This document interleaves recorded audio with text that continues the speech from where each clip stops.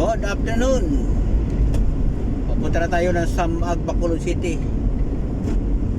So galing tayo sa dito, Valladolid. May dalawang kliyente doon sa may plaza mismo, tapos sa may district hospital. So ngayon, punta na tayo ng Samag, Bacolod. So medyo ang lalayo din, may gitna ng oras din na takbuhan natin to. Pero kung mahina ang takbo natin, sobra oras. Pero ito kasi dito kasi kita niyo ang daan, pakita ko sa inyo ang daan, no? So napakaganda. So pwede tayo humahataw dito hanggat gusto natin. Pero kailangan pa rin mga kabahedor maingat tayo, no? Hindi porke medyo maganda ang daan, wala masyadong kasabayan o kasalubong, pero kinakailangan pa rin ingat kinakailangan nakatutok pa rin yung mata natin sa daan, so hindi na kung saan na lang, diba? Kagaya ngayon nagbibideo ako pero nandyan lang yan sa holder, lagay natin, no? Hindi natin nakahawakan basta-basta yan na itutok natin kahit saan, kasi pag ma-distract tayo, isang pagkakamali lang natin, wala nang chicken chance yan. Kung ang pagmamahal natin mga kabiyahedor, mayroong chicken chance sa buhay natin, wala nang chicken chance. Pag mamatay tayo, patay talaga tayo, di ba? Kailangan ingat talaga, no? Kasi wala nang chicken chance ang buhay natin pag madisgrasya tayo.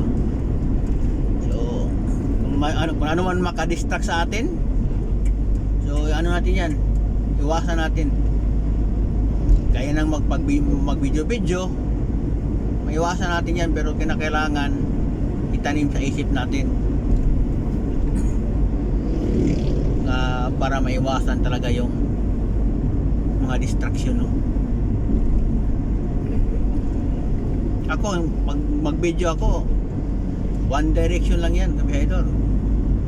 Kasi ang cellphone ko nakalagay lang yan sa holder, nakaharap sa akin or sa likod o kung saan siya nakatutok, noon lang.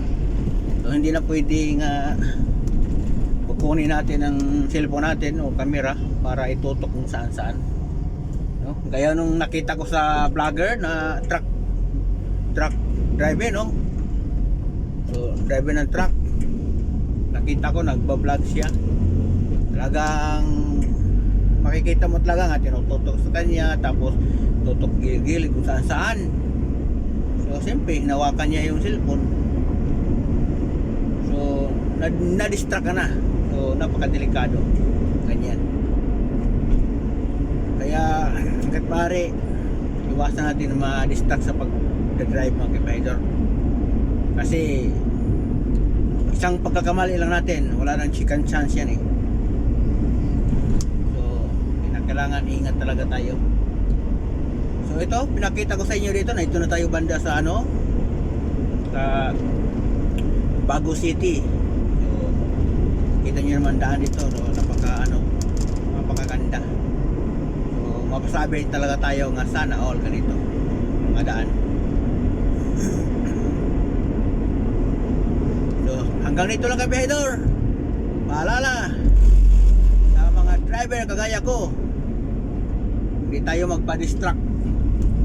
Ano mang ginagawa natin, mag-video man tayo or mag-vlog, huwag ka magpa-distract habang nagda-drive, kasi ang buhay walang second chance yan. Kung ang pagmamahal mo sa taong minamahal mo, magkamali ka, mabigyan ka pa ng second chance, itong buhay natin hindi na tayo mabigyan ng second chance. 100% yan. Kaya ingat mga kabiyahedor.